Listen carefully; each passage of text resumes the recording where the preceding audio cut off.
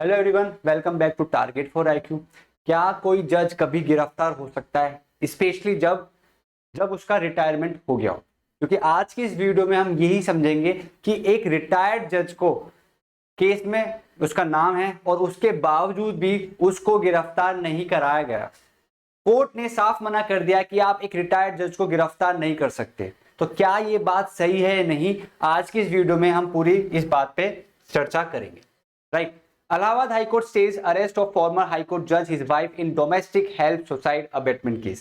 अब Allahabad high court ने farmer high court जज की गिरफ्तारी और उनकी वाइफ की भी गिरफ्तारी पर रोक लगा दी। कहा कि ऐसे फॉर्मर जज को और उनकी वाइफ को गिरफ्तार नहीं किया जाएगा, स्पेशली एक ऐसे मुद्दे पर जिस पे आरोप लगाए गए हैं जज साहब और उनकी वाइफ पर कि उन्होंने उनके घर में जो डोमेस्टिक हेल्पर है, जो उनका काम करता है, उसको जो उसने सुसाइड किया है, उस सुसाइड के पीछे उनको जज साहब और उनकी वाइफ ने उकसाया था। एफआईआर इस बारे में बात करती है। तो ऐसे इंपॉर्टेंट एलिगेशंस, ऐसे अपराध के लिए जो गिरफ्तारी होनी चाहिए थी, एक फॉर्मर जज को और उनकी वाइफ की गिरफ्तारी रोक दी गई है। आप ये बताइएगा, क्या ये बात सही है कि आप एक फॉर्मर जज हैं, वो भी हाई कोर्ट के, तो आपकी गिरफ्तारी इतनी इजीली नहीं हो सकती? क्या कानून इस बात को इजाजत देता है? क्योंकि इलाहाबाद हाई कोर्ट ने तो साफ मना कर दिया, स्टे कर दिया कि ऐसे नहीं कर सकते। ठीक है, बट ऐसे क्यों नहीं कर सकते? कुछ आधार होंगे, वही आधार हम आज की इस क्लास में पढ़ेंगे। Allahabad high court on Monday stayed the arrest of retired high court जज, जिनका नाम है जस्टिस अनिल कुमार, एंड उनकी वाइफ को, who have been named in the FIR alleging abetment of suicide of their domestic help. यहाँ पे क्या बोला गया? डोमेस्टिक हेल्पर था एक, उसने सुसाइड किया और उस सुसाइड करने के बाद उसके जो रिश्तेदार थे, परिवार वाले थे, उन्होंने एफआईआर दर्ज करी जज साहब और जज साहब की पत्नी पर कि उन्होंने उकसाया था हमारे इस बेटे को या जो भी उनके रिश्तेदार हैं कि आप मर जाइए। अब उनकी हुई थी गिरफ्तारी, बट इलाहाबाद हाईकोर्ट ने साफ साफ मना कर दिया है। आगे बढ़ने से पहले एक छोटा सा अनाउंसमेंट झारखंड एपीओ को लेकर कि हमारे इस बैच में आपको काफी अच्छा डिस्काउंट देखने को मिल सकता है, 10 to 20% अगर आप ऑन टाइम इस बैच में एनरोल होते हैं। ठीक है, क्योंकि आपकी जो झारखंड एपीओ की जो वैकेंसी है, अभी इसके फॉर्म भरे जा रहे हैं, तो आपने अगर अभी तक फॉर्म नहीं भरा, आप फॉर्म भर सकते हैं एंड हमारे इस बैच में एनरोल हो सकते हैं, क्योंकि आपको काफी अच्छा डिस्काउंट देखने को यहाँ पर मिल रहा है।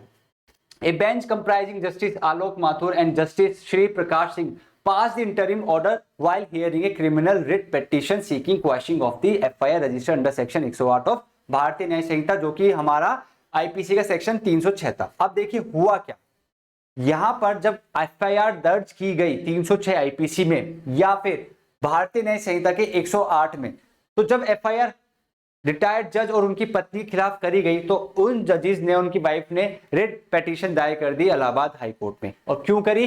जिससे कि जो एफआईआर उनके खिलाफ दर्ज करी गई है, उस एफआईआर को क्रॉस कर दिया जाए, खत्म कर दिया जाए, निरस्त कर दिया जाए। तो ऐसे में जो बेंच थी, 2 जजेस बेंच, उन्होंने अभी एक इंटरिम ऑर्डर पास किया कि अभी तो हम सुनवाई कर रहे हैं, बट जब तक हमारी दूसरा आदेश नहीं आ जाता, तब तक आप जज साहब और उनकी पत्नी को गिरफ्तार नहीं करेंगे।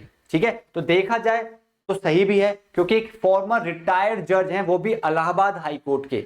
तो ऐसे में उनकी जो कैरेक्टर है वो दूषित ना हो जाए, कैरेक्टर असैसिनेट ना हो जाए, उस चीज का भी ध्यान रखा गया है। तो इसलिए एक इंटरिम ऑर्डर पास किया है कि हम फाइनल ऑर्डर पास नहीं कर रहे हैं, जब तक हमारा कोई दूसरा ऑर्डर पास नहीं हो जाता तब तक आप इनकी गिरफ्तारी नहीं कर सकते। यानी कि कहीं ना कहीं यहां तक ठीक है, बात कोई गलत नहीं है।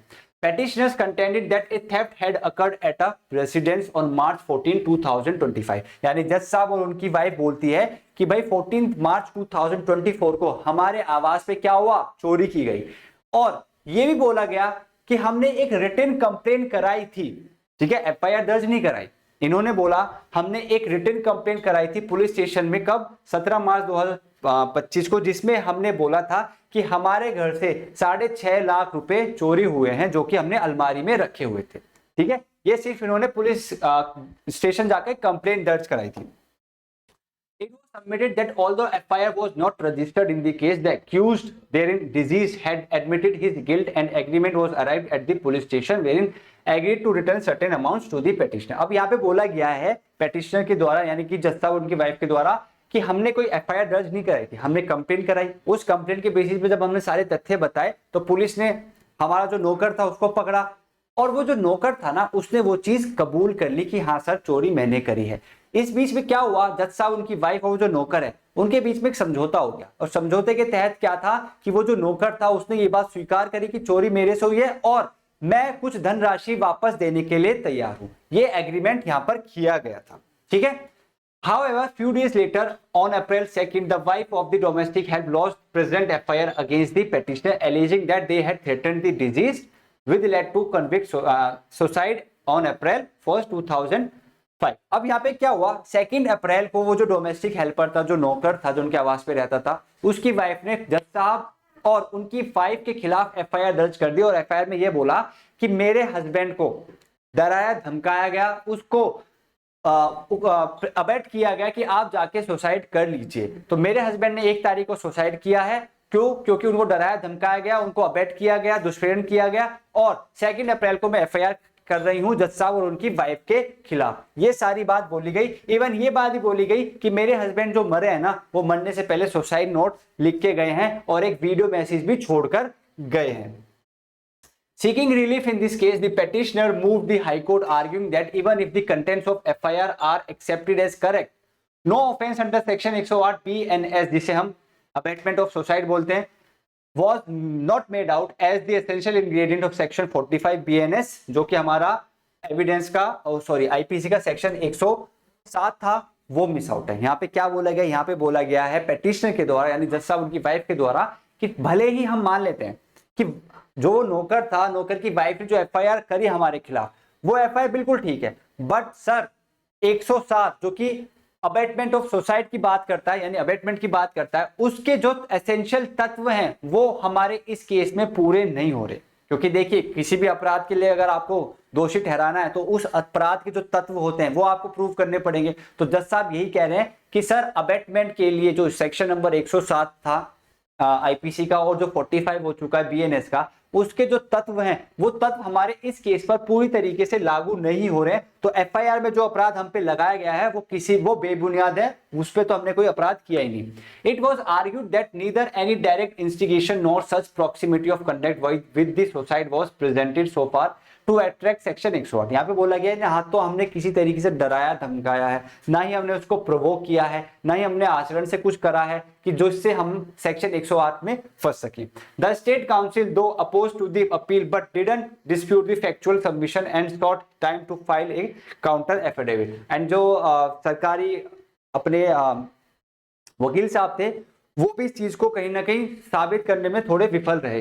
Taking note of the allegations, the court observed that the FIR only attributes to the petitioner a complaint made to the police regarding the theft by the deceased and a few mobile calls thereafter. However the contents of those alleged calls are neither on record nor described in the manner that could suggest coercion or abetment to suicide. यहाँ पे बोला गया है कि यहाँ पे जो complain करी गई थी जज साहब उनकी वाइफ के द्वारा, उसके बाद जो फॉल कॉल्स हुई है, जो इनके बीच में समझौता हुआ है, वो किसी भी तरीके से ये चीज ये साबित नहीं कर पा रहा कि जज साहब उनकी वाइफ ने उसको उकसाया है, डराया है, धमकाया है कि तुम जाके सुसाइड कर लो। तो जब ये चीज साबित नहीं हो पा रही तो इस वजह से क्या हुआ है, जो ऑनरेबल जजेस थे इलाहाबाद हाई कोर्ट के, टेम्पररी बेसिस पे अरेस्ट से उनको रोक लगा दी है। ठीक है, 306 IPC भी उसी बारे में बात करता है। अब यहाँ पे क्या हुआ है, the court granted 4 weeks to the state to file its counter affidavit and 2 weeks thereafter to the petitioner to for filing a rejoinder. The matter will now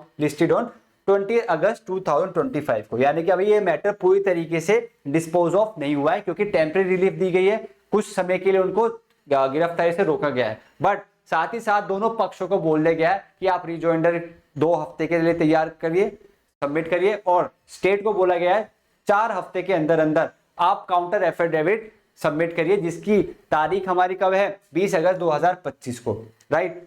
तो ये भी एक जो जजमेंट आया, जजमेंट तो नहीं बोलूंगा, कोर्ट का एक इंटरिम ऑर्डर है जिसमें retired farmer Allahabad high court जज को कहीं ना कहीं इंटरिम रिलीफ मिला है, जिससे कि उनकी गिरफ्तारी ना हो सके। क्योंकि अगर बाद में पता चलता है कि ये तो झूठा केस है तो उससे पहले तो समाज में उनकी बेइज्जती हो चुकी है, तो उस बेइज्जती रोकने के लिए कहीं ना कहीं इंटरिम रिलीफ हमारे काम जरूर आते हैं। आई होप आपको ये लेक्चर समझ में आया होगा। मिलते हैं नेक्स्ट वीडियो में, धन्यवाद।